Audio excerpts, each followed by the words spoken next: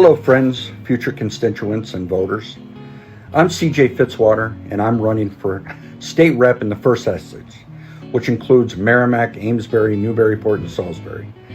I am a candidate committed to common sense values, a candidate determined to work hard on Beacon Hill to fix the broken pieces of our communities. Amesbury desperately needs a new fire station and a new police station. Salisbury needs a fire station and senior center. Newburyport needs an answer to NYS. The Rocks Village Bridge needs a long-term fix. I want to go to Beacon Hill and fight for these projects. I want to go to Beacon Hill to fight, not to fight with politicians. I want to work with them because you deserve a rep that cares about you more than some party. I need you to take the first step this Tuesday, September the 6th, and write in CJ Fitzwater on the Republican ballot. Let's show the world we love where we live. Let's elect a different kind of candidate. Thank you.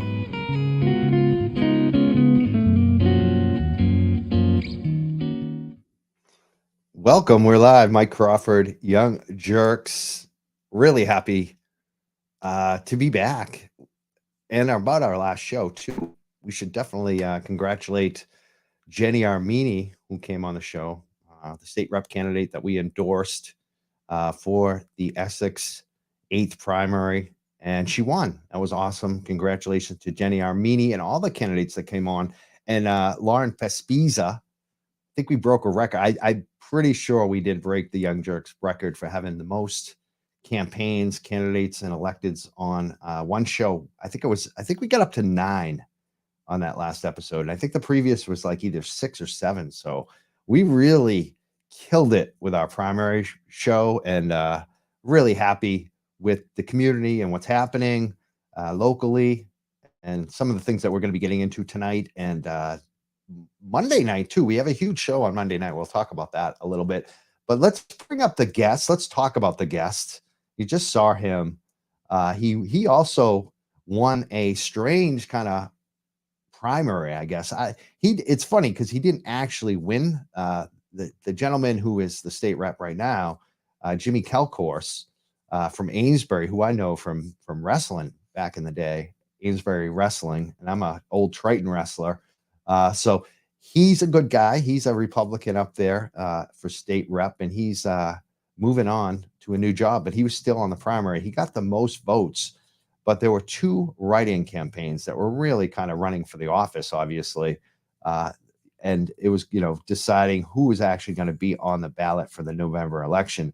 And it was between CJ Fitzwater, who's going to be the candidate tonight that we're going to be speaking to, interviewing. And I'm going to call him a hero. His whole campaign, they're a bunch of heroes. I'm going to just start with that. No matter what we agree or disagree on tonight, I think people know this is more of a left space. He's a Republican coming on the show, the second one in probably 4 years now, 4 or 5 years. We haven't had any real Republicans coming on, candidates like we used to. And there's a reason why he's coming on tonight, why we're asking him to speak to us. He's in the green room right now waiting, but he ran a campaign, a write-in campaign, and won that campaign 4-1 over another Salisbury resident that a lot of people are familiar with, Samson Racioppi, or whatever his last name is. Samson is Super Happy Fun America. He's someone that we've clashed with in the past in the cannabis movement. And Samson did an ambush video of this gentleman, CJ Fitzwater. And the video kind of went viral. And, a lot of Samson supporters were bashing on CJ, bashing on some of the things that CJ said. But I think in the end, it just proved that CJ Fitzwater was the better candidate. And the reason he won 4-1 is because of that video. And that video actually got removed, I noticed. I noticed that Samson removed the video, which was quite interesting. We were thinking about playing that video, but it's why bother at this point? Let's talk to the winner, the person who won the primary, who ran a moderate campaign. It wasn't hateful. It was about, you heard it. You just heard it. He opened with a heart. He's running in the Republican primary with a heart, not hate. He's not doing the national hate issues. He's focusing on what he's going to do for Salisbury, for Amesbury, for the town of Merrimac, and the city of Newburyport. He's talking about those 4 communities, 2 towns, 2 cities, and what he's going to do for them. And that's refreshing. It's exactly what we need. And so we're going to bring him up. I'm going to give him the hero's applause. He's a hero. What's up, CJ Fitzwater, the winner of the primary last week? You must be feeling good, right? You know, I feel like there's a lot of work to do. I don't feel like I don't feel exactly good right now. I feel like I need to get out there and work hard, which we have. We've already started to. So, do you know the real story about me, Mike? No, I don't. Tell us. Tell us that. So That's usually how we start. Like, tell us about who you are. let's talk about the heart. How you want to talk about the heart? Yeah. So the heart is my the heart is sort of my logo, but the reason why it is because 2 years ago, um, about 100 miles away, there was a young man. His name was Dominic Golston, and it was during COVID, 2020, and he was struggling with life. And Dominic decided that he didn't want to live anymore, and he committed suicide. Up in Boston at the same time, there was a man at Tufts Medical Center who was struggling, and he needed a heart transplant. And he received Dominic's heart. And that's why that's I ride with Dominic. Me and Dominic ride together. I got Dominic's Dom's heart. heart. Wow. I have Dominic's heart. Um, the whole community rallied around my story when I was in Tufts. When I came home, my street was out there with excited to see me and clapping for me and cheering me on. And I committed myself fully to my community. And I've gone nonstop. And the one thing that I learned through that whole situation that I was going through, where I was in the hospital waiting on a heart transplant. You never know if you get them. People die every day waiting on organ transplants, right? 100 people. Right. And I sat there not knowing that I was going to live. I prepared for death. But the one thing that I learned through that whole thing is that love, man, love tells the story.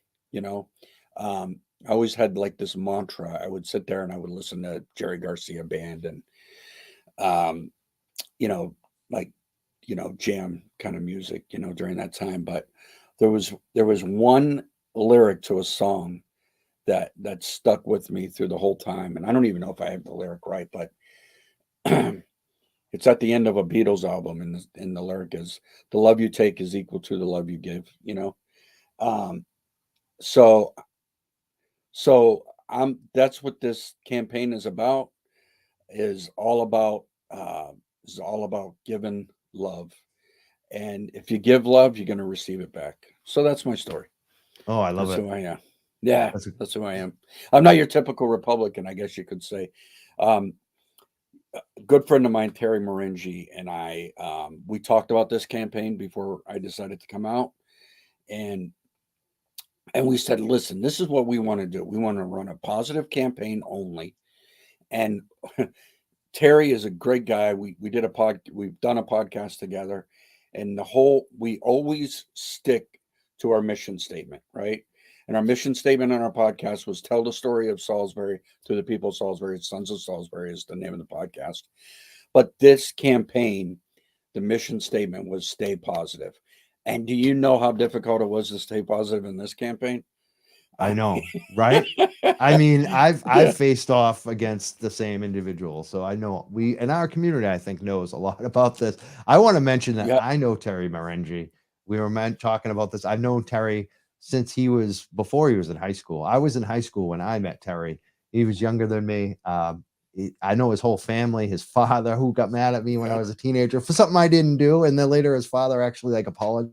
And his father's an awesome person. His whole family. I love them. I love it. The Sons of Salisbury show. I watch it as well. Like him and Gavin, the music they do. Yeah. I've been a fan of his music since he was in middle school. Like when we're at a party and he's playing for us. So I just love everything about your campaign because I'm watching it. Like I didn't know what was going on. I kind of wasn't, focusing on what Samson was doing. I'm trying to ignore it. And then I realized when I saw that video, I'm like, oh my God, these are all the guys I know from growing up supporting your campaign, CJ. And I'm starting to talk to them, and they're all saying the same things you're saying to me, which is very exciting. Why I call you all heroes. So you got some good people in your corner.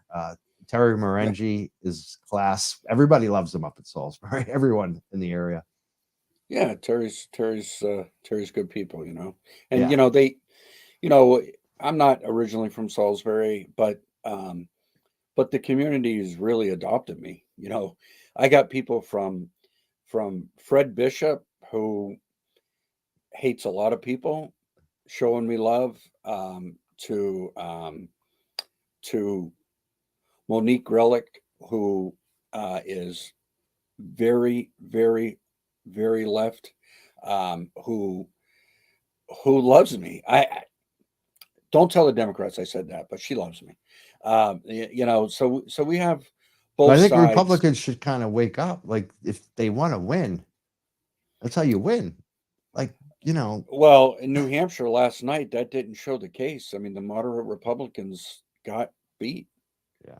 I mean, they did, because there's In the primary, though, that's a primary. Like, that's where you should have lost. That's what's so great about your campaign is, I wouldn't have predicted that you would win 4-1, but you did. You defeated it, but in the general election, you got to win the independents. You got to win the Democrats in Massachusetts. So even in a conservative seat, for state rep. Right. Well, I tell you, the independents came out for me during the primary, and even I don't want to say this to boast or anything, but there was a multitude of Democrats that took a Republican ballot for the first time in a primary, and that goes to really talk about the message.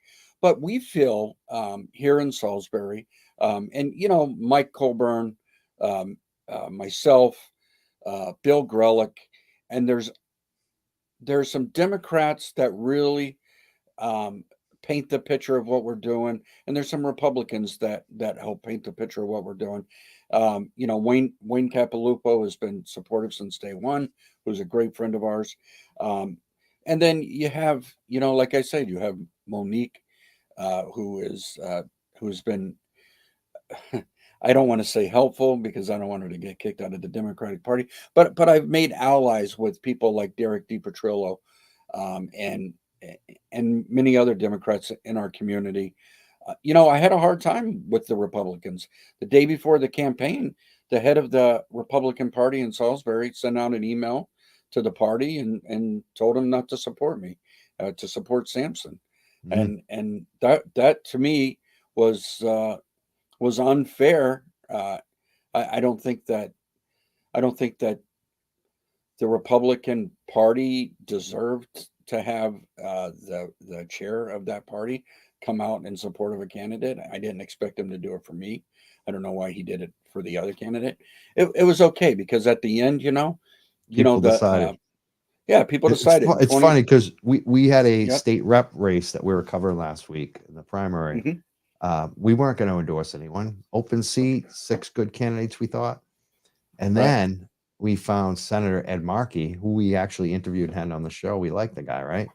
He endorses the guy with no experience, who is the son of the most powerful state lobbyist, basically, in the state.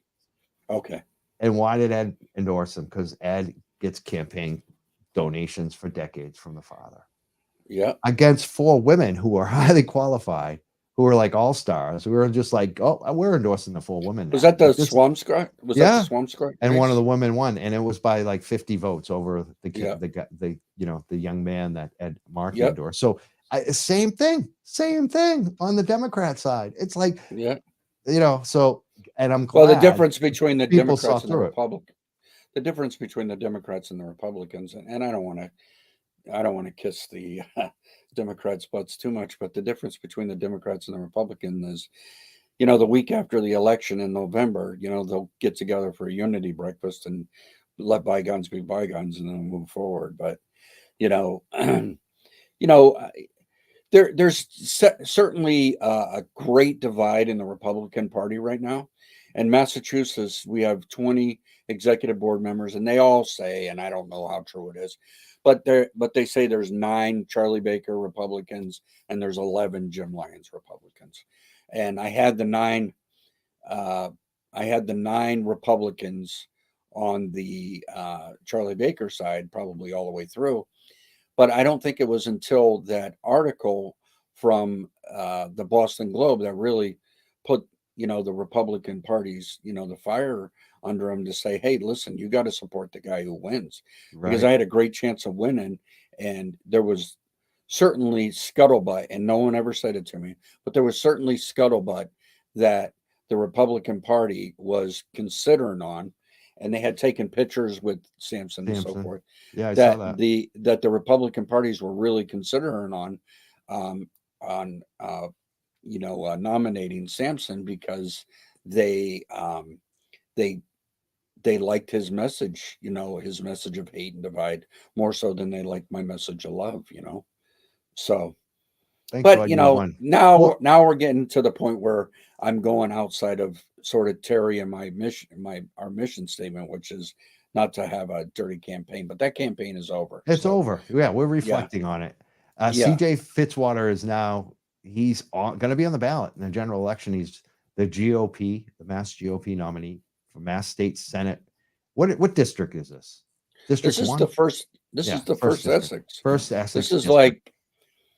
like historical. I always call it the historical first Essex because it's one of the oldest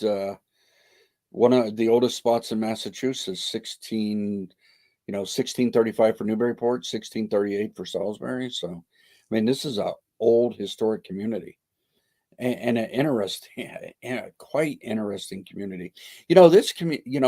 This community really ties all of New England together.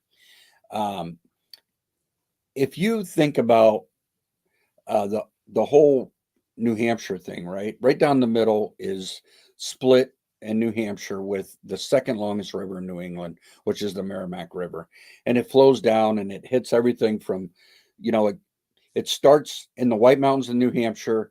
When the ice melts, it flows into Lake Winnipesaukee. Lake Winnipesaukee flows in the Winnipesaukee River, which then flows into this beautiful, great natural resource we have called the Merrimac River, second longest river in New England. And it flows from Northfield, New Hampshire, where my daughter lives, and then it dumps right into the Atlantic Ocean right here where I live in Salisbury, Massachusetts. And this resource we need to find a way to take care of and make sure that we do all we can do to eliminate these CSOs that we have, these these combined sewer overflows. Uh, um, what happens is water from rain, when it rains heavy, combines with sewer, and it overflows, and then it dumps into the Merrimack River. And we need to find a way to separate the storm water from the sewer water, and then we can eliminate these outflows, these into the Merrimack River, and that's going to be something that I work hard on fighting for to make sure that we get resolved to keep this river clean. Me and my wife, we love to boat. We go down the sandbar in Amesbury. We get out there, and I'm telling you, all kinds of pollution sweeps right up on our feet, and it's disgusting.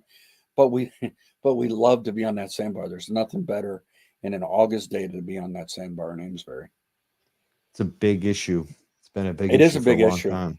Yeah, and it's an issue that needs to be resolved. I mean, it's time. There's I think we overthink things a lot, and I think that situation is just overthought. I think there's an easier solution than all kinds of different things. But really, the truth is if you can take the storm water and you can store it, um, and you can dump it into you just got to be able to separate the storm water from the sewer water, and that's going to be a huge project, but it's something that needs to be done. Awesome. And you in your campaign ad, you also mentioned some other priorities in the cities and city of Newburyport, um, towns of Salisbury and Merrimac and the city of Amesbury. What are some of the projects you want to see happen in those towns and cities? Well, Amesbury, just walk into your police station, walk into your fire station. These, I mean, you can't even find the fire chief because you go to try to knock on any door in Amesbury, you get a sign that says the fire station is at this address. You go to that address, there's nothing there. It's very difficult. We need a municipal solution in Amesbury to house the fire department, to house the police department in a safe, modern way. The police department is no bargain either. I mean, it's an ancient building that needs to be replaced. The police station and fire station in Amesbury are in desperate need. And the truth is I've been a negotiator for 29 years of my life. I've been in the auction business. I want to go to Beacon Hill and not fight with the lawmakers. I want to go there to negotiate for the people in this area.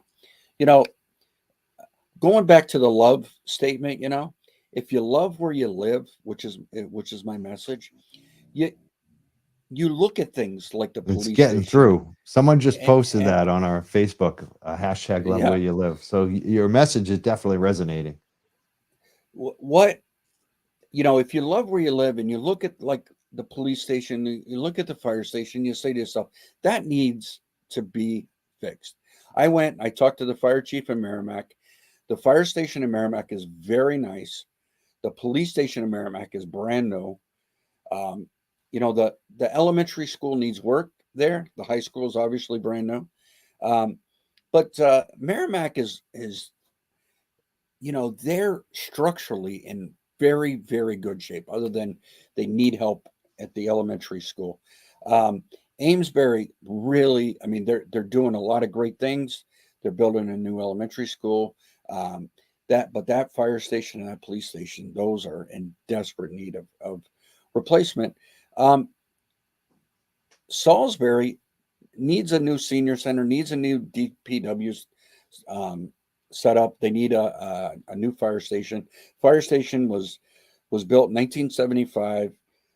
If you look at our fire station, you look at a more modern fire station like Merrimac, you feel bad for our firefighters here. I mean, Salisbury on January 17th had a tremendous fire. They did a great job. They put the fire out. They used the technology that they had to fight this fire. No one got hurt. No one died. That was great. But you look at, I went in and I visited with the fire chief, and I looked at our fire station. I says, this really needs to be replaced. It's time. I mean, the fire station is as old as I am, and I don't even have my original heart, So There you go. So I mean, it needs some help there. Say But, who is the guy again? You said it earlier that you got the heart from. His name was Dominic Goldston. Dominic. And I told his mom, every time I tell that story, I'll make sure I tell his name because, honestly, a lot of I work full time. In this race, I was the only candidate with a full time job, other than Byron, who's an amazing guy. And for me, I work my butt off at work. I'm a general manager of an auto auction, and then we have. And then I have this campaign going on. But, the reason why, man, this kid, Dominic, man, he wakes me up every day and he pushes me along. He just turned 30 yesterday. And him and I, we ride together, it's, and it's a testimony to his mother. It's also a testimony to one of my missions too, which is mental health. Mental health in this country is in a sad state between COVID and the drug epidemic and all of that pandemic. Mental health has taken a back seat. When I was growing up, and even before I was growing up, there were state hospitals that took care of people that were in need. Right. It is so difficult to get any type of counseling for anybody. And I know that the legislators created a mental health bill last year, but it doesn't go far enough. You know why? Because we lack resources. We lack doctors. We lack counselors. There's got to be a better way to get counseling for folks.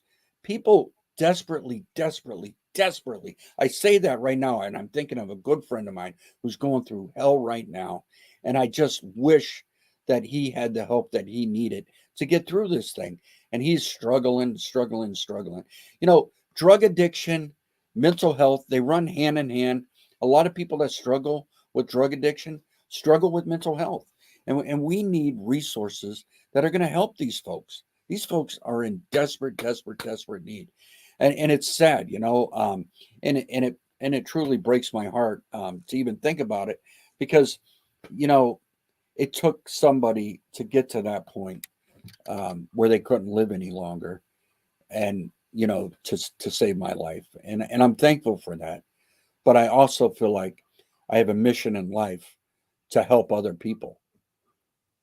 Awesome. We're speaking to CJ Fitzwater. He's running for Massachusetts state rep in the first Essex district, the state rep district. It's going to be in a contested election against a Democrat, definitely on the ballot. So this is, you know, I'm calling your campaign heroic, because you did something that I don't think people expected, to win 4-1. You got a lot of local support. You're talking about the things that people need to hear. I want to ask you a couple questions tonight on policy issues, CJ, if you don't mind. Yep. One of them is cannabis. We talk about cannabis a lot on the show. A lot of issues still with Massachusetts cannabis, and especially in regards to how they treat their employees, number one. Number two, how they kind of treat customers and patients that buy this legal product. A lot of us are traveling out of state to go to Maine because it's so much better up there. Other people doing it. Yeah, other people are going to the streets because the Massachusetts product is half the price of gold. You know, you're basically paying $400 an ounce. What is the overall tax? What is the overall tax on? It's quite high. You know, I don't want to quote and be wrong. There was a little bit of a tax cut that just came down on the local side of it. The state hasn't cut their vig. They're getting more for cannabis than they are for what they just proposed for gambling, sports betting, which I think is ridiculous. Like, you know, if you're going to have, you know, so I'm asking, would you look into supporting a cut on the taxation? And also another issue is a lot of smaller players in this industry are still being jacked. And the difference in Maine is that if you're a cultivator up there, if you're a legal cultivator, you can sell both to the stores, but you can also sell direct to consumer. In Massachusetts, the cultivators had a cultivator. The cultivators in Mass, like one of my friends is in Newburyport. You guys should meet them, River Run Gardens. They only can sell to the dispensary. Right. And the dispensary is jacking up the price. And the dispensary is deciding the winners and the losers in the market, where these guys can't afford, you know, they're basically their price, the wholesale price has dropped in Massachusetts. The retail price hasn't. So the stores are making out right now. They got a monopoly. So would you, I would guess the two questions I would ask right now on the cannabis end is, would you be open to looking at cutting the cannabis tax, number one? And number two, would you be open to looking at allowing cultivators to go directly to the market? So I have a good friend of mine, and he was on our show. His name is Brad Kuchar. He has the Root and Bloom here in Salisbury, but he's also a cultivator in the state of Maine. His son, you know, he's a tremendous resource in regards to knowing and understanding the cannabis business. Like you said, people travel to Maine. They'll buy their product up there in Maine at somebody's house. They'll come to Massachusetts and resell it to their friends, and they make a profit. They make a business out of it. Right. New Hampshire is no different.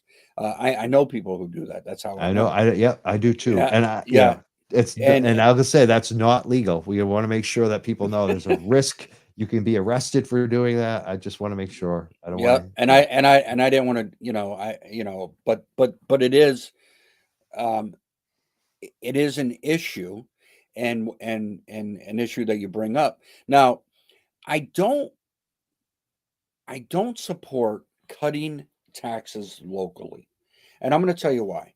Well, that Um, already happened, because yeah, and the I and know the it. I issue know it has. I know it has. and But the I'm going to issue tell with you. that, Yeah, is we passed a law and said a certain amount, but the regulatory agent didn't think they could cap it. It was weird. So they basically just yep. enshrined what was originally passed on that. But the big thing Well, is the state is yeah, taking the biggest cut right now. yeah, and that we talk about the question one, which is fair. What is it called? What is it? Fair. Fair share? Fair share, the Fair Share Amendment. We talk about that, and we talk about how that's going to affect so many people, and it's going to affect cultivators too. So that's going to raise costs too. It's going to affect farmers. It's going to affect people that own homes. It's going to affect anybody that has the potential to sell any inventory over $1 million or do business over $1 million if you're if you're an S corp, right? So so that's an issue too. And Massachusetts has created $3.4 billion in uh, surplus this year, and that comes from somewhere. Where did it come from? Did it come from the marijuana? I don't know. Did it come Some of from it, a the lot of it did now. Yeah, Yeah. yeah, Yeah. right. Yeah. So I mean, Billion. so it's sort of working, and I agree with you. It's not working in the right way because you keep raising that tax up, and people do exactly what we talked about, which is drive up to Maine, buy the product, bring it to Massachusetts, sell in Massachusetts. Why not just I get the I price to compete with personally, Maine? Maine, I yeah, mean, I personally think Maine's product is inferior to Massachusetts product, you think it's but inferior? I think it is. I I don't think think if you so. I I think don't if think you so. I think if you go up there and you try to buy some edibles, and it's very difficult to get, the product that you want. I mean, their edibles are basically, you know, I mean, it's they don't give you enough detail and enough information on them. At least at the The labeling dispensaries is I've been different in to. Maine. It depends Yeah, where you go. But what you'll find in Maine, much more selection, yeah, better products, higher quality, less right. price. Yeah, I am like I'm a cannabis consumer. I've been a cannabis right. consumer in every single market for 20 years. I'm an expert. Yeah. I've written about this. Maine is the best cannabis flower on the East Coast, maybe in the Okay. nation at this point. And the price, it's phenomenal. And what you Well, I'm a got rookie. is I'm a rookie. they let everyone get licensed. They Yeah, basically said anyone can open. We're not going to make this difficult. We're not going to yeah, make that, you have to have $5 million to open like they did in Massachusetts. Rich guys right. can't grow good weed. They can't. You need someone that wants to get their hands dirty, Yeah, And I so do business. I do business with a guy who is extremely wealthy, like the wealthiest person that you'll meet, right? I mean, one of the highest taxpayers in all of Massachusetts, and he doesn't need another business. But he was one of the guys that got a cannabis license originally. I thought that was bizarre. Locally, the folks at town meetings, we made an agreement with the the community host, the community host agreements that we made with the people who were able to get licensed to have a dispensary. The agreement that we made with them was, wouldn't have been made if we didn't negotiate the tax rate that we negotiated with them. When they had come into Salisbury originally, everybody was saying no, no, no, no, no. But then a representative for them got up for their company and said, "Hey, we're going to help you pay for your schools because you can charge us whatever you want for taxes." So when he said that, the people went from, wait a minute, wait a minute. My property taxes aren't going to go up. We're going to get a little bit of weed money. People were down for that. So it's sort of hard to say, there was a lot of negotiations early on, even though the state ultimately and the citizens ultimately voted to legalize cannabis in Massachusetts, but early on, there was a lot of communities that were against dispensaries in their community. And you know, the zoning. I went to the zoning meetings. The But zoning meetings. we're not rehashing that though. That already Oh happened. yeah, And no, that tax is but what I'm set. We're saying talking is, about the state money. The yeah, state right, didn't do any of that shit. right. What They the didn't. state did is we passed a law. The people voted on a law. The next day, the governor and the speaker of the house said that law's not good enough. Right. And the tax rate that we voted on is exactly what the governor and the speaker of the house passed for sports gambling just now. That was Right. reasonable when they passed it. But when Then we that needs to be passed it, it changed. wasn't enough. So they doubled it. That needs to And be now changed. we're getting double taxation on any other product. You know, people go to New Hampshire for cigarettes. You ain't see nothing for cannabis. Yeah. Like we're and the thing is, we're making a lot of tax money actually. The state and local making a shitload of tax money on this stuff. They could actually make even more. You're right. If you look at Colorado versus California, two big markets, California's way bigger market. Colorado's bringing in more money. You know why? Tax is lower. Yeah. You have a lower tax. You're bringing all the business from Massachusetts, all of New England, all the street business. It's a bigger pie. How do we We're missing how do out we so much tax revenue by having the tax too high, how do we stack up against Maine, way higher. Massachusetts? And We and is it's our even, revenue higher? Is our well, revenue the higher than Maine? price is higher. The price. Yeah. And But what about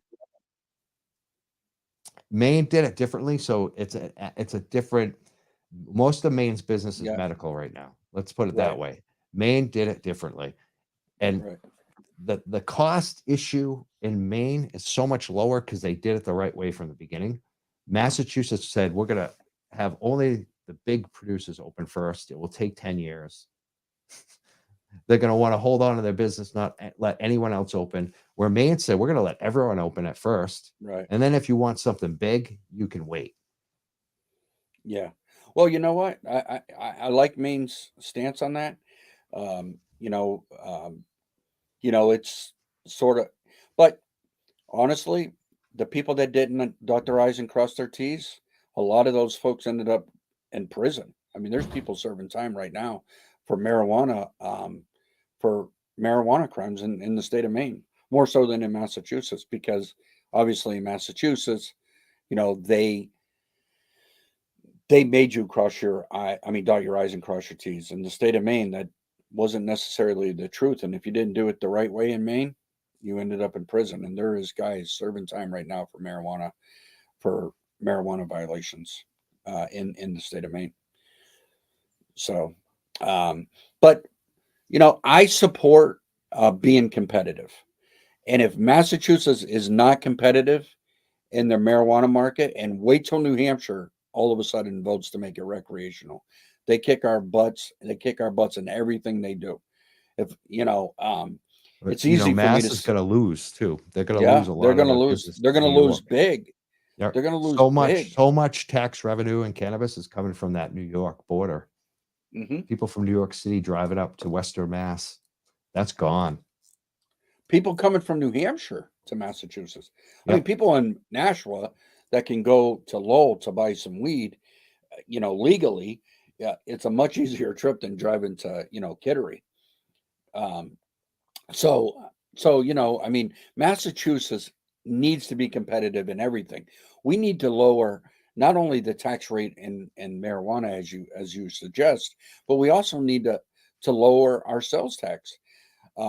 We need to lower that back down to 5%, at least that back down to 5%. Massachusetts needs to be competitive with New Hampshire in many ways, and tax revenue is certainly one way. The great thing about what I talk about loving where you live and all that, Massachusetts isn't really that bad. Massachusetts is only 34th in regards to tax burden on their citizens. Did you know that? No. you always think like Massachusetts is like number one, you know, or number two to California, but it really isn't that bad. I mean, the state of Maine, for an example, has a much higher tax burden on its people than the state of Massachusetts. And in the state of Massachusetts, what do we got? We got the best schools in the country. We've got the number one.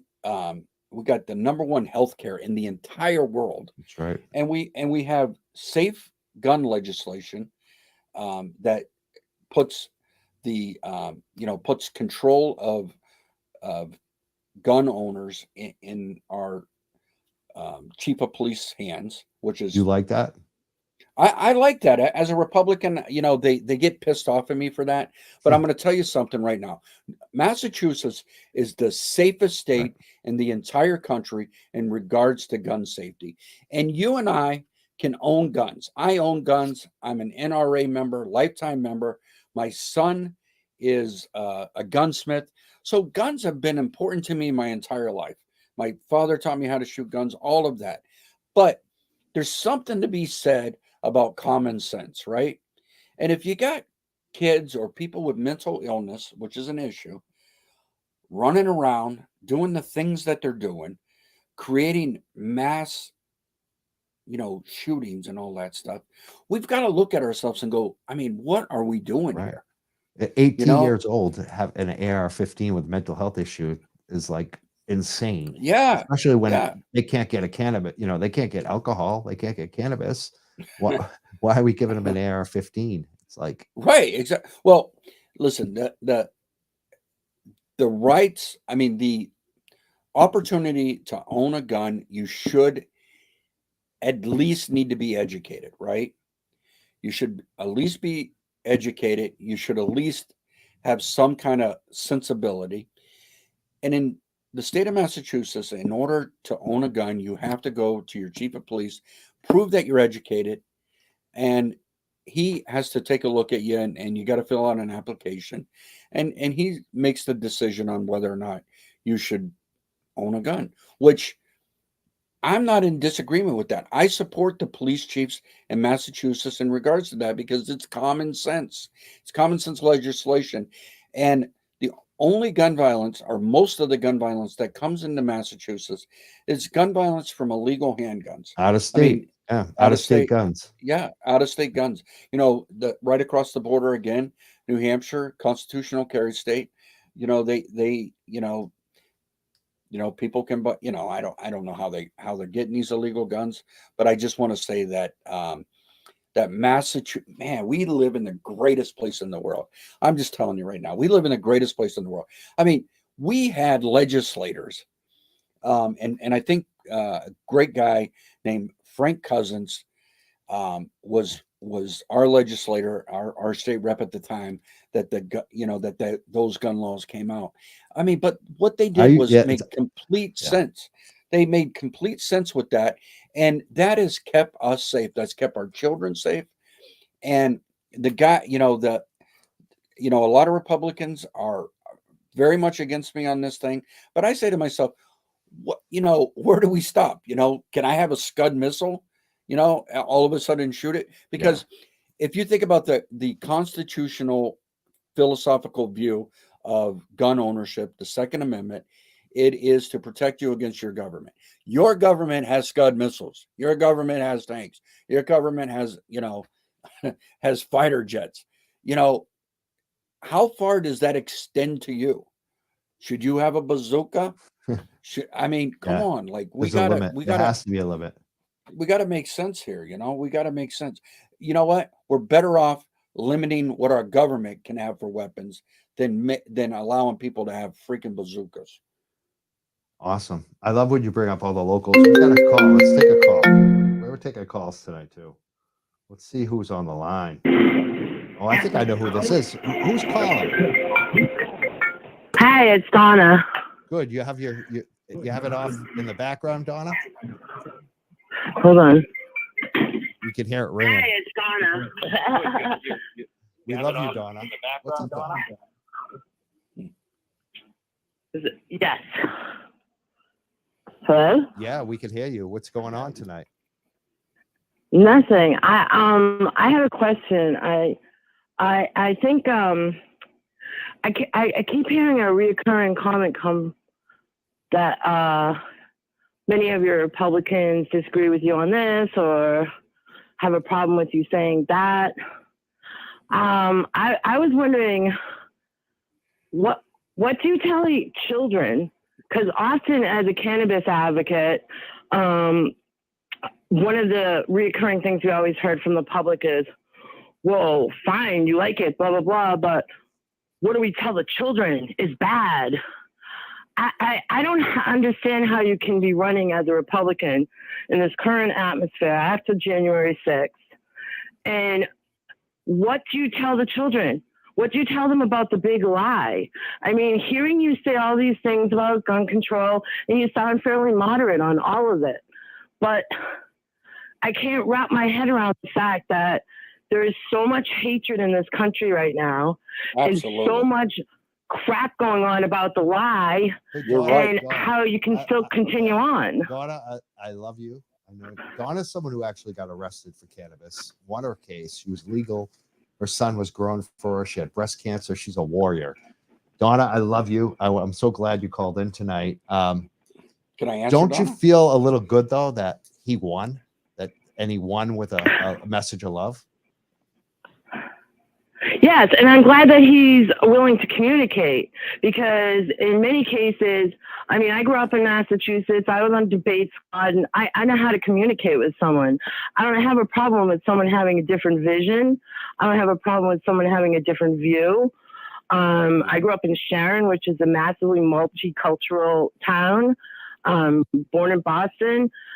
I just don't understand, under the current climate, with all these people being elected to represent all of us. They might represent just their constituency. Once they are in the state house or they're in the Senate, they represent the entire country. And them having such a polarized view on the big lie and perpetuating it.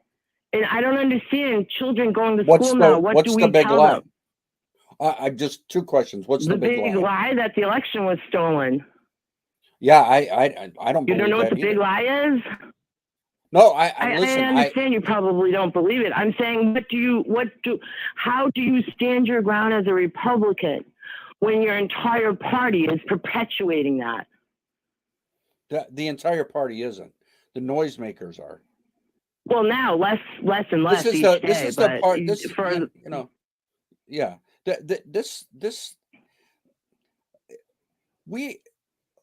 Part of the reason why I ran in this campaign is I had a candidate that came up as a Republican, under the illusion that he was a Republican, and ran under, like you said, the big lie, the lie that the election was stolen. And that pissed me off. And I said, you know what? I can beat that guy, and I'm going to go after, and I'm going to win this race, because the Republican Party is more about things than the big lie, like you said. And I'm a Republican that doesn't believe in that lie. And there's a lot of us out there. And there was a group of us that got together and we said, listen, like, we can do better than what is currently being offered to us. And that's the message. And the message that I send out is a message of love. You know, my whole family is very diverse. You know, my son is married to a Dominican girl. I have some Puerto Rican in my blood. You know, I grew up in this hood too. You know, I grew up in Lowell and I grew up in Cleveland part-time.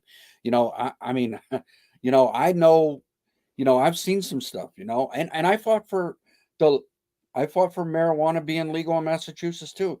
Mike Coburn and I sat in town meeting and fought like a son of a gun to make sure that we had a dispensary for our people in our community. And it's done good for our community. So, I mean, you know, I mean, I've been right there battling just as much as you. And I'm not going to hide behind a party. I'm not going to be hiding. But aren't you obligated to, if that's the way you feel, to do more to dispel the lie? It's not just the lie, it's the hatred and the division. I mean, you're Yep. one person. I get that. But like I can tell you Mike's voice and my voice were very prominent in the passage of cannabis legislation because Yep. we never gave up. And I cannot, it eats me up inside to have gone through COVID, to have gone through all I've gone through, and then to sit here today and have things like Roe versus Wade turned over Absolutely. because That's of ridiculous. an unbalanced Supreme Court, and to see the kind of hatred and morons that are getting, just because they give that speech, oh, Trump is God and MAGA this, and they get elected, not based on the fact that they have Republican values, not based on the fact that they want less government. Right now, Listen, they are increasing government control. right? Thank you, Donna. Right, they are, Donna. And let me tell you something: the Supreme Court of the United States decision that Roe versus Wade was not in their purview makes it now more important than ever to elect legislators that are going to protect women's right to choose. And I'm one of them. I believe that women have the right to choose, and I'm going to protect and I'm going to fight for that right. Thank you. Donna, I got one last question for you. You there? What? Oh, Yeah. wow. We got, we're giving away Boston Cannabis Week VIP passes.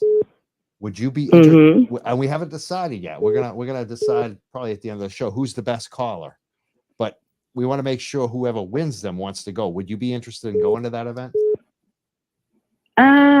Scott Patano's event? Yes. Sure. Okay. We'll put you. All right. So Donna's interested. All right, Donna, you're in the running for the tickets. We got other callers too. Oh, fingers crossed. Okay, thank you for speaking to me. I really appreciate you. Donna, hope to Donna, talk to you love again where you soon. live. Donna, love where you live, kid. I know you do. I can tell it in your voice. You're passionate. I love it. I'm known for a few things.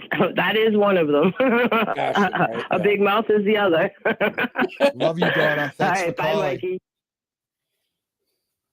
That was a great call, Donna Hackett. Yeah, She was on me. Yeah, She's fiery. Yeah, she is. She's a fighter. but you Got know another what? She's call. Let's right. take this She's call. Let's see right. who else is calling. Hey, who's on the phone? Hi, can you hear us? You're on the Young Jerks. Who's this? This is Michael Colburn. Wow, what's up, Michael? Uh-oh. Not too much. How you doing? Good. What do you want? What do you got to say tonight about the show and about your friend here who you supported? You're now a Salisbury selectman too? Yes, I am. Wow. Congrats. Thank you. Working hard. Yeah. Hey, I got a question, Mike. Working hard. Mike, why did you and Yep. Mike? Why did you and Mike have some friction? I want to know that. I was Once a in a dick. while, He's gonna we say have I'm a friction. dick, and that's fine. I was a dick. Just say that, Mike. Yeah. No, not too bad. Mike's a great guy. Mike's a great friend. We really started this campaign with Mike back in February. He ran against a 30-year selectman from Salisbury who was a good guy, Freeman Condon.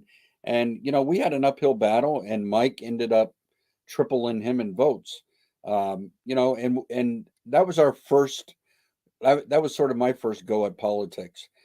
Even though I'm on town boards and so forth, so I do have experience. But that was our first campaign, and we went right after it, and we fought hard, and we got Mike elected. And we had a good time doing it, Right after it, we fought hard, and got Mike elected. Mike, turn your radio down. Yeah, Mike, you got to turn your radio down, or your whatever you're watching it on. Yeah. You still Okay, there? I turned it down. Perfect. What do you? Yeah, what do I'm you- still here. Can I just say I feel like I'm big time now because I'm actually on a show where somebody has to turn their radio down. It's yeah, it's my nightmare. No, So, Mike, tell us why you Yeah. decided to support CJ and what you think about this race, because Well, this is big in Salisbury. it is. I decided to support CJ, as he talks about. We started this movement because we're both Republicans, and we both care about the people of Salisbury and Amesbury and Merrimac and Newburyport that he's going to be fighting for.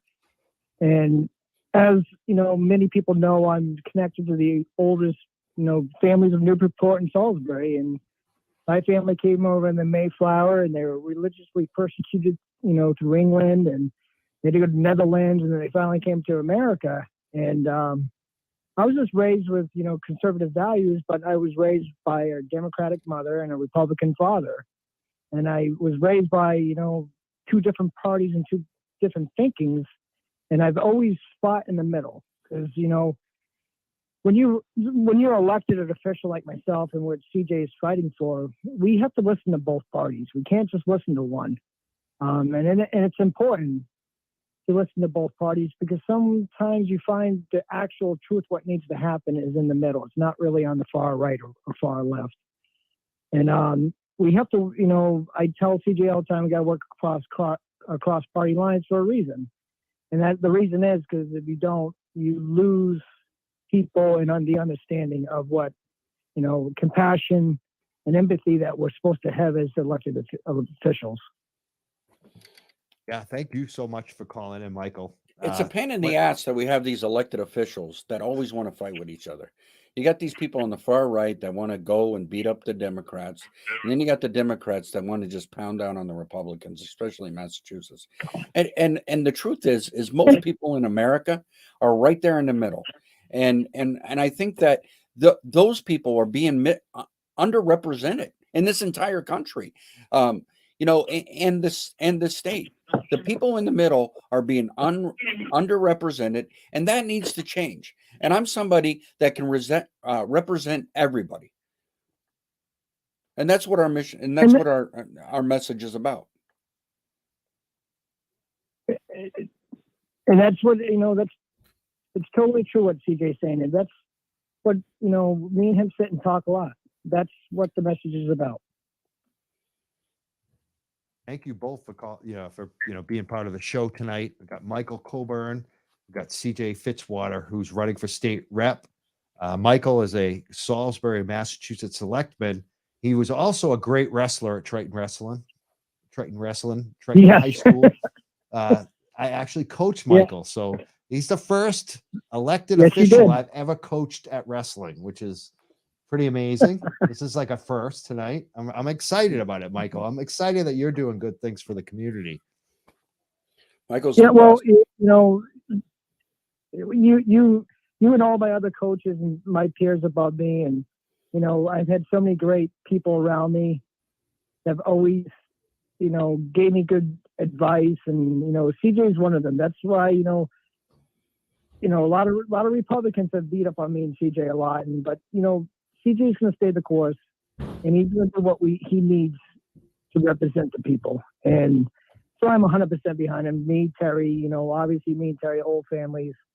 And we kind of took him under our wing and said, you know what? He's one of us. He's going to, do what's best for the people. And he's not going to do what is best for the party sometimes. And that's what we need our elected officials to do, because sometimes, the Democrats are wrong. And when a Democrat knows they're wrong, they need to step up and say it. Well, right now, me and CJ are stepping up and saying, Republicans, do I like some aspects of, say Donald Trump with some economics? Maybe I might agree with him on that, but I don't agree on January 6th. And, like I tell people, I don't agree on the summer of 2020. Why we are allowing people to attack our infrastructure of our government is completely wrong. And CJ's going to go, he's going to go fight for that. He's going to be like, what? We don't do everything right. We'll admit our faults, but we're here for the people, and we're going to do our best to make sure that they have a great place to live and love where you live. That's what we should expect out of all our officials. It's just, as I say all the time, America first.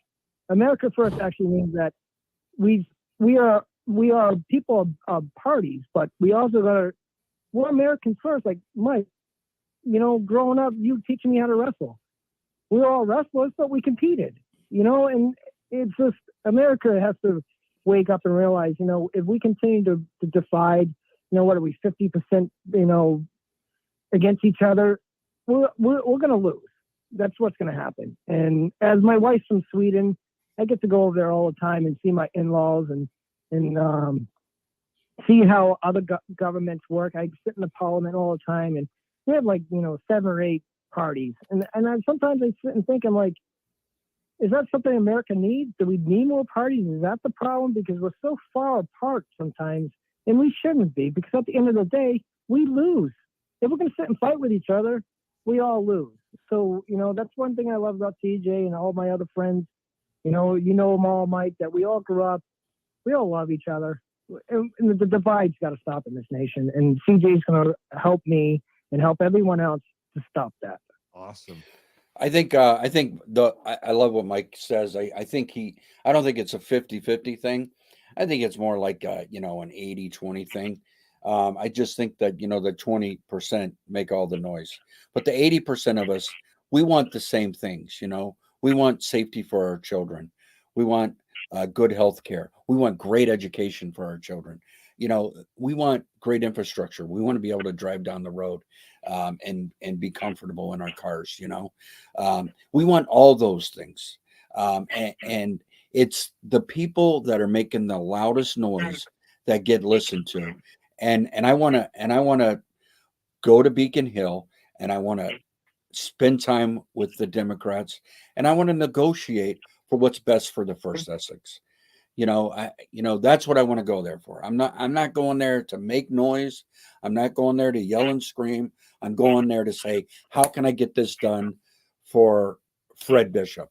How can I get this done for Mike Colburn? How can I get this done for Monique Grellig? I want to work for the people of my community to make sure that they get what they need. And that's what being a rep is about. It's not about changing the world. It's about working and representing your customers, who are the people of your district. And my people are the people of Merrimac, Amesbury, Newburyport, and Salisbury. And I want to go to Beacon Hill, and I want to represent them. I want them to call me and say, CJ, I need this. CJ, I need that. And I got to go find out how to get those answers. So Salisbury needs help with this sewer project. There are seniors that have lived here their whole entire life that are now being forced to sell their homes in Salisbury because they can't afford the betterment on the sewer, which is going to be $30,000 to $40,000. That's what I want to go to Beacon Hill to fight for, to find some money for those folks so they can get their sewer paid for, so they're not forced to sell their homes. Thank you both. We got a comment too going after Mike a little bit. I'm going to put it up on the screen, and I want to respond to it too. It says Mike Colburn, maybe you shouldn't be commenting F Joe Biden on Facebook if you don't want to divide. I will say this. You know what? Go on my Facebook. I'm sure you're going to find tons of stuff going against Republicans. So, I mean, if you guys want to fight right now in comments on Facebook, that's, go ahead. But Mike, do you want to respond to that at all or not? I'll respond for him. FJB, that sucks. And I feel like Mike and I both stand on this, that whoever our president is, we would be foolish to not support them. That is who is elected, whether it's Barack Obama, Donald Trump, or Joe Biden. We need to support our leadership because they're elected to help us. So, you know what? I'm going to support Joe Biden as the president, and I'm sure Mike feels the same way, because we need to. We need to support whoever's in that job, because we need to get the most out of America. What do you think, Mike? Mike, do you want to respond to that comment or not? I mean, yeah, I might comment on, I get beat up a lot. I'm not going to lie, because I will comment on both parties. If one of our elected officials, does not matter if they're Democrat or Republican, I'm going to call them out on it. And that's what we're all supposed to do as Americans. We're not just supposed to say, oh, well, I can't comment, say a Republican did something wrong. Because I'm a Republican, I'm going to beat up a Republican just like I could beat up on a Democrat. If I feel they are doing something that can hurt us as people, I'm going to comment on it. And I talked to a lot of very far left and right people, and I tell you, I piss them both off because I'm going to call it like I see it. Do I agree with, I agree with a lot with what Obama did with healthcare. I agree with it. Do I disagree with Obama on some things?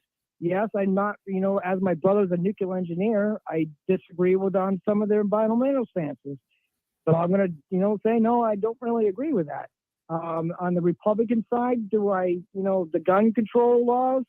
Not everyone should own a gun. I mean, come on.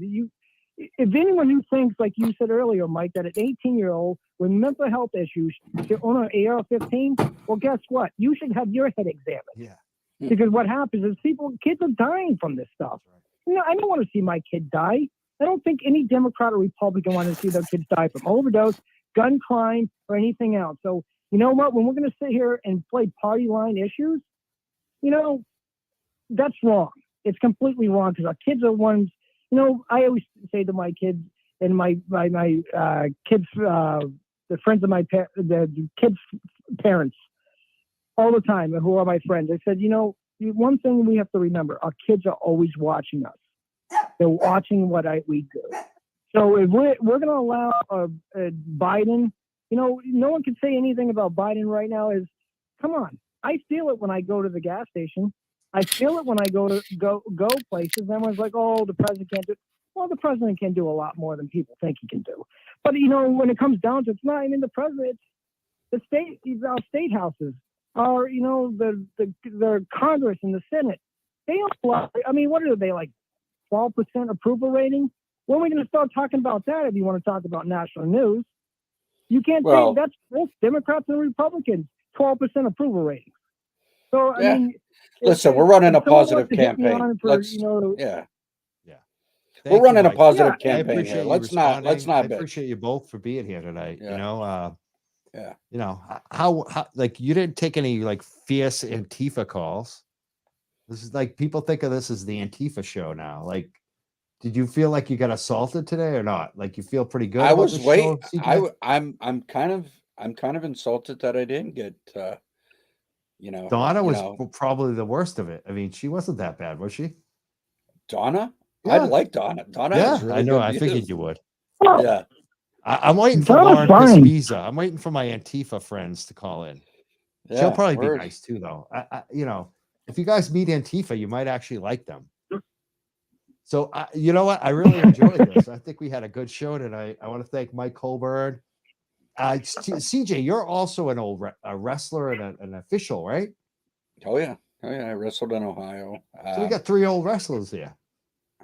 We all stick together, right? We all have cauliflower ear. That's probably why it's. That's why it's a great show, Mike. Yeah. Well, that's why. Let's do some takedowns after.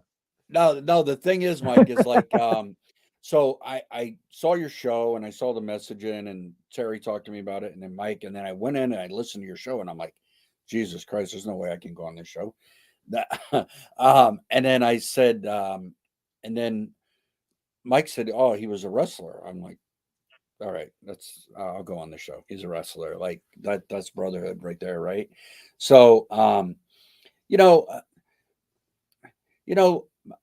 people ask me why I'm a Republican.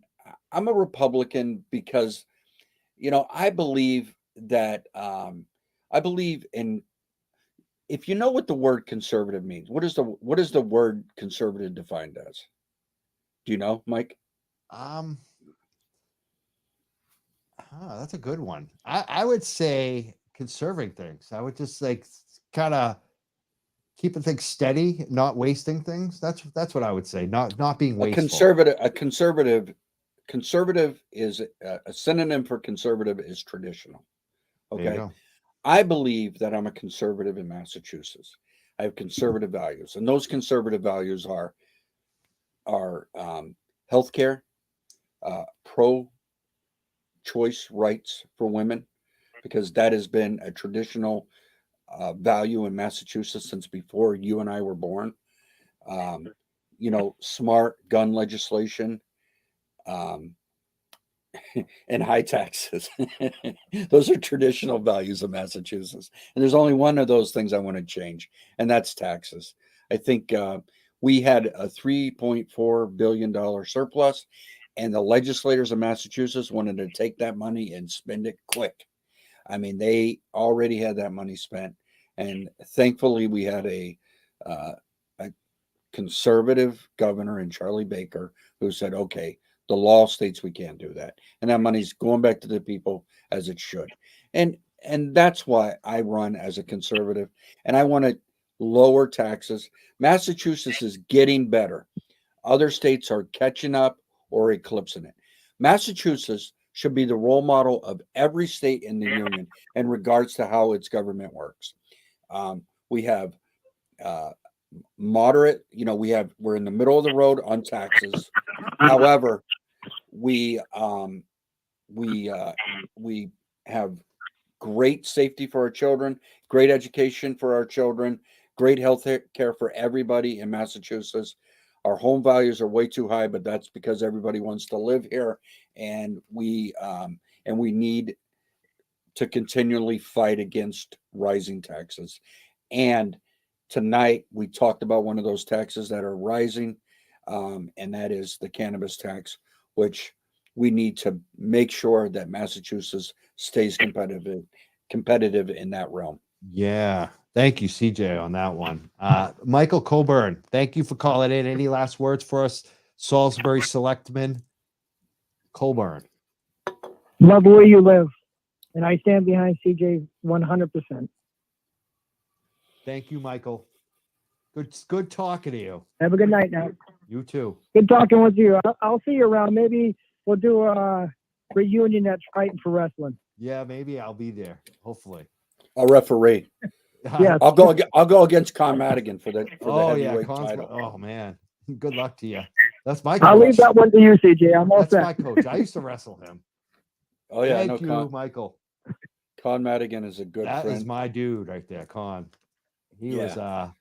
was he used to drive us around to all the USA wrestling tournaments. Oh, you went to him? I'd go to anything I could with Con.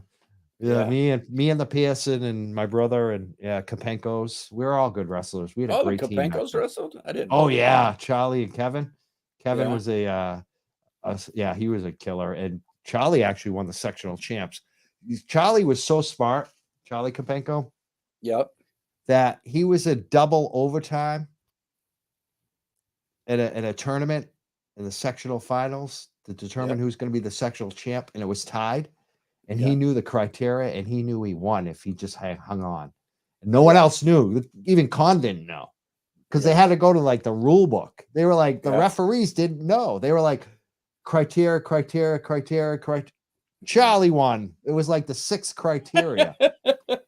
I was like, Charlie, like he knew he won. He was telling, I won. I know the criteria. And everyone's like 5 minutes later, they like, yeah, he's right. He won. Like he it wrote. Was one he of wrote those. out, like, he they had wrote to out bring out the rule book, right? Yeah, he rode the last 30 seconds. The guy didn't escape. I do like. I don't even know if because the rules change all the time. I don't know what The rules change. like that is the traditional rule, which is you got 1 minute of neutral, then you got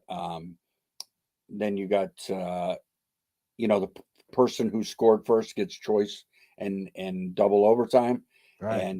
And I'm sure the other guy had choice and went down, saying he could escape, and Charlie just held on with dear life until he just won. do. But now they do the sudden death or something. What do they do? Well, they go 1 minute neutral, then they go one guy gets down for 30 seconds, and then they switch, and then the other guy goes down for 30 seconds. So and then they go back through the criteria again. Neutral. So you referee in the high school Triton wrestling, or do I haven't refereed in a few years. I had a heart transplant in 2020, and then because of I'm on immune suppressant drugs, they don't want me to be around in wrestlers. a school. Yeah, I mean, just It's a bad Every environment for it. the I first totally agree. tournament every year, I would get so sick at those anyway. So, that's just germs like you wouldn't believe. Oh, you're in that You gym know. all weekend for a tournament. Forget about it. You're getting sick eventually. But I mean, I love the sport. I mean, it's such a good group of people. I mean, it's family. It's we got all like we're each our own star, our own sun, right? And we have all these little planets around us. And wrestling is like one of my planets, right? Oh yeah, Like politics is another planet, right. and then we got all these little planets. My work is a planet. Like this podcast is one of your planets, Oh, right? definitely. So we're all like a little star, and we all magnetize these little planets around us. Oh And yeah. wrestling is one of my planets. Wrestling is I love it. I think it's a great Yeah. sport for boys and girls.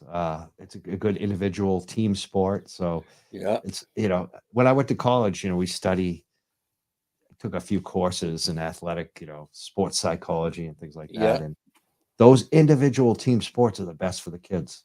Really? It's like, it's not even a doubt, My son, whether it's track, tennis, wrestling, gymnastics. Now, I'm not talking about the physical aspects of it because that's going to be different for every sport, obviously, and Yeah. injuries. And I'm talking about the mental, Yeah. creating karate. Yeah. What do you 'Cause think you're all the time? competing against yourself, Like but the things whole that you team is learn. cheering you on. Where Yeah. when you're playing football, basketball, I've played all those sports too. The team is cheering you on, but there might be another guy on the team that wants your spot. Yeah. Well, And sometimes politics wrestling. comes into play, and parents and Yeah. coaches and who decides who to play. Yeah. Wrestling, none of that. If you No, could beat it's that guy in the wrestle Yeah. off, you're It's starting. It doesn't it's the matter. toughest There's no guy. Yeah. politics in it. So The only I the think only time yeah. we always had to wait till if we lost to that guy, on wrestle offs, we had to wait till that guy lost before he had to wrestle off again. Did you guys Right. have to do that, or did you guys get a wrestle off right away? I think we do wrestle offs every week. Yeah. No, with us it was if that guy won his match, he owns that spot until he loses. Yeah, we Um, did. I think we didn't have a lot of wrestle offs. I yeah, don't even think I ever had a wrestle off. It's funny. yeah. Like I had a I wrestle could have off. had one senior year, but I went to a different weight class. You know what I mean? It was always like that. There was always Yeah, we'd figure out where we're gonna go. Like, yeah. because we only had so many guys. So it's like we're trying to make sure we had the best team we could. Well, Ben Savaggio and I both wanted to wrestle 112 because we didn't want to have to cut weight. But he was such a freaking badass. He just dominated me at 112. So then I had to go down to 103 and wrestle off, somebody else for that spot.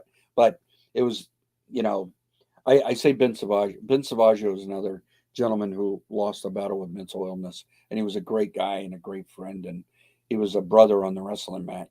That guy kicked my ass more than anybody I know. I got scars still You from that. remember those guys? I remember all the guys that I used to Oh, have trouble yeah. with. Oh my And God. Jimmy Graham, one of my best buddies too back then. Hope he's Yeah. doing well. He's a Grambo is what we called him. His brother's I like a think New England champ too. So Terry Morengi's trying to call in. oh, is he? We Yeah. were getting other calls. I wasn't sure. Let me turn the Bluetooth back on. Terry, call in now if you can. We'll take a quick call if he calls in. We're back on Bluetooth. We should be able We're to take the call. we're probably talking way too much. I was hoping that. Yeah, we hoping were. that- Let's call now. Let's take the call. We did miss a few calls. We nice to be getting calls again. This is a new thing on the show. We got a new. Well, it's like an old new thing. We used to have calls all the time. Terry Morengi, what's up? Hopefully. Is this the one and only Mike Crawford? What's up, man? Are you gonna play some Dawkins for me?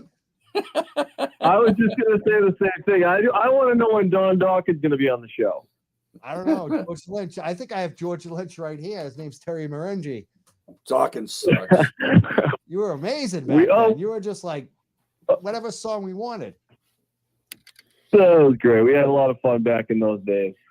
We're trying to have a little bit more fun these days. That's the goal here. I'm really happy that you had CJ on.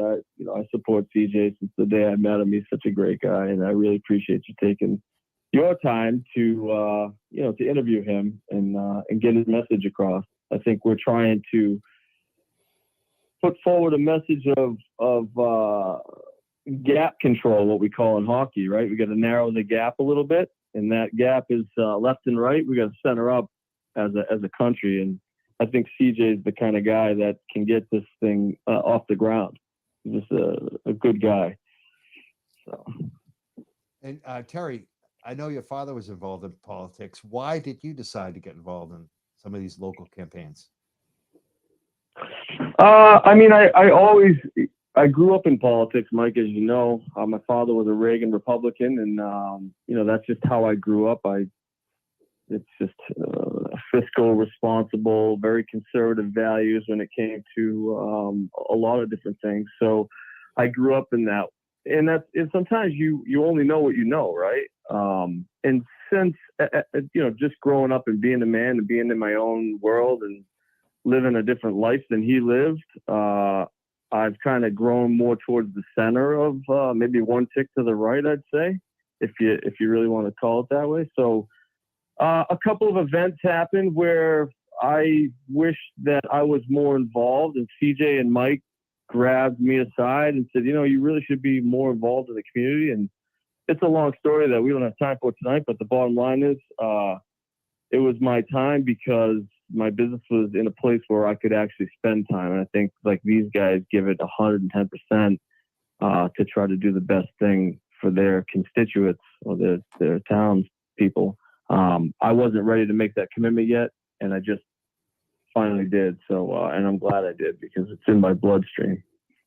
So wait, are you thinking about running too? Because I see, I know how many people up in Salisbury like Terry Morengi. I watch the Facebook. I know you've got a lot of support up there. Are you thinking about running as well for anything? I think at some point in time, you may see my name on a ballot. I think there's a lot of people that may have hinted towards that, but yeah, I think at some point I would like to run, and I would like to carry on a tradition, not only my father's tradition of being in politics, but just helping people, period. I enjoy doing things for others, and I think being in politics, I think you have to think that first, and these guys have inspired me to do that, quite honestly. And that's not malarkey, that's straight truth. Let me ask you another question, because I think you have a good pulse on the community in Salisbury up there. I know you've lived there your whole life. Like your father was a selectman.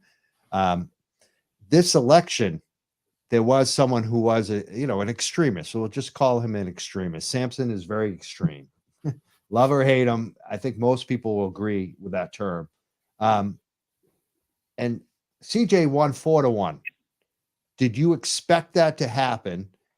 And do you think it's because he had the right friends, which that's what Samson was trying to, say that, CJ was getting the support because he had the right friends? Or do you feel like people really did kind of look at the issues and the policies and decided to go with someone that was focused on the community and bringing people together versus Samson's message? What do you think it was? I think it's a combination of all of those things. I think the distortion is really, to get back to George Lynch, what happens with when you start, first of all, we need at least a two-party system to run this country, because we need balance. You need checks and balances, and we all have different values. And so you have to have two parties. So there's going to be far left, far right always, but the distortion is so bad in this country right now. I think people are so tired, they're blocking their ears for the most part, but there's a small percentage of those people that are just yelling as loud as they possibly can to get things done. And what we believe is, and since day one, what we believe is that there are a lot of really moderate Republicans and really sensible Democrats that can work together, whether it's on Beacon Hill or at Town Hall in Salisbury. So it's a message we tried to send is we're willing to work with everybody, right? And I think that the majority of the people, regardless of who their friends are, they're all feeling the same way. We know that for the last 3 or 4 years, or you can go back further, that you just start screaming at each other. We're not getting anywhere, right? And I'm just jumping in a car here with my son to go to hockey practice for Triton. So Triton hockey, but Triton youth hockey. Yeah, Triton exactly. high school. he was a freshman, made varsity last year, so we're back at it this year. So it's pretty good. He's a goalie. Good. But anyway, you're gonna switch over real quick. Are you there, Mike? Yeah, we're here. But no, I think the reality of it is I think it had a lot less to do with him being an extremist than it did with CJ. The reason why CJ has so many friends is because he's one of those people that opens his ears and shuts his mouth. When you start to talk, he listens to you, and he listens intently, and he actually rationalizes with you. And I think that's what's going to make him such a great politician, especially at the state level. And negotiation. I used to sell. I used to be a sales guy. That's how you sell. You got to listen to people. That's why I think I do okay at this show, as I try to listen. My girlfriend, Carmelita, is like the radio pro. She helped me out so much. And the big thing, she said, you got to be a better listener. She always drives that home. That is like the key to life, I think. It's probably the hardest thing that I've ever had to learn, to be quite honest with you, because most people want, specifically when they're in a forum where they want to explain to others or push an agenda on others, they can't stop talking because they just want to get it all out. But the reality of it is, if you don't listen, then you're not on the same plane, and you'll never be on the same plane. And if you're not on the same plane, you can't make a deal, right? And CJ's incredible at making, I've seen him in action. We worked together on the podcast. To answer your question, the first question that you started with, did you think he was going to win 4-1? I'm going to be completely honest with you. I did. I had no doubt in my mind, because I speak with people every day, from every walk of life.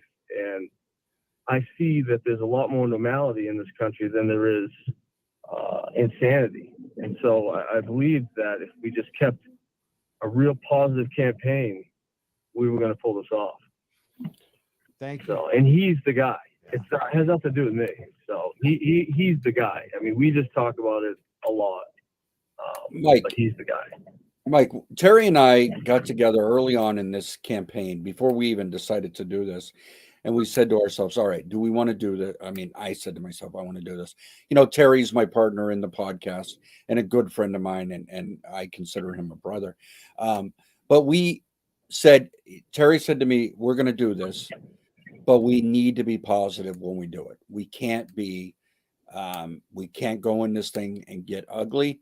And there was times when the other side came at me so hard, and I would call Terry and I go, I want to say this. And Terry would go, don't say anything. Stay positive. Stay true to what we talked about. And that's what our message is going to be. Just like wrestling, right? If you if you can ride your competition out in that overtime period, you can win the match, right? With Samson, we didn't take any chances. We made sure that we maintained control in the final overtime to win that match. And we didn't take anything for granted. We didn't know if the far right was going to come out and rally and say, you know what, we're going to stop this guy. We didn't know that. I didn't know if my people were going to come out. I didn't know if my people were going to come out and vote for him because they think I'm an asshole. I don't know. I didn't know any of that. So, the only thing you can do is, the days leading up, we talked about what it means to be like a wrestler, like on an individual sport. And one of those things that I learned was that, remember, when you're not working, your competition is. So you got to continue to work and continue to fight. And Terry is really the architect of our message, which comes from the message that my donor gave to me. So, that's a combined message. And we spent a lot of time together, Terry and I, talking about that message. Thank you It's so simple. much. If you love where you live, you're going to take care of where you live, right? I mean, if you love where you live, you're going to take care of where you live. I'm not doing this.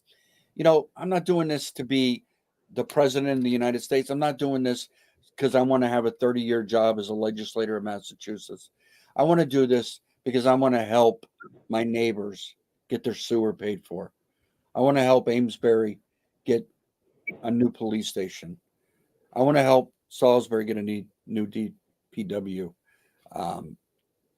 building. I want to help Newburyport take care of their youth, Newburyport Youth Services. I want to help them get a permanent home to take care of their kids. That's what I want to do. I want to help Merrimac build a new elementary school. I want to help Merrimac lower their taxes. Those are the things that I want to do. Thank you so much for calling in, Terry. You got any last words for us before we wrap it up? Well, I don't want to drag it out too long, Mike, but I appreciate you having me on. I appreciate you taking my phone call, and looking forward to November. Can't wait. Thank you so much. Terry Marengi on the line. Thanks, guys. Thanks, Terry. We're the Young Jerks. We've been speaking to CJ Fitzwater and taking calls. We missed a couple calls. I don't know if we're over time now. We've gone 90 minutes now. So I need to eat. I need to take out my dog. I'm sure you do too, CJ. You got a family. I want to thank you so much for spending the time tonight. People want to, find out more information about you, support you. Yeah. Where can they find you on Real social simple. media and websites and all that? www.cjfitzwater.com, but at CJ Fitzwater is my Twitter. You find me on Facebook at CJ Fitzwater. And that's me. And I'm sporting this shirt right here. Shout out to Gina and Sean Devenish, the Salisbury Lions Club, which I'm the president of. We had a blind baseball game, and it's called Beat Ball. And we had it this year. The Salisbury Fire Department went against the blind citizens of Massachusetts, and we had a lot of fun in that game. And that's all part of the message, part of loving where you live. And this weekend we're going to be at Salisbury Days, right here in Salisbury, Massachusetts, which is the greatest event in Salisbury all year long. You guys should come down Friday, Saturday, and Sunday. We got all kinds of fun stuff happening, and this is a great event. That's it, man. Love where you live.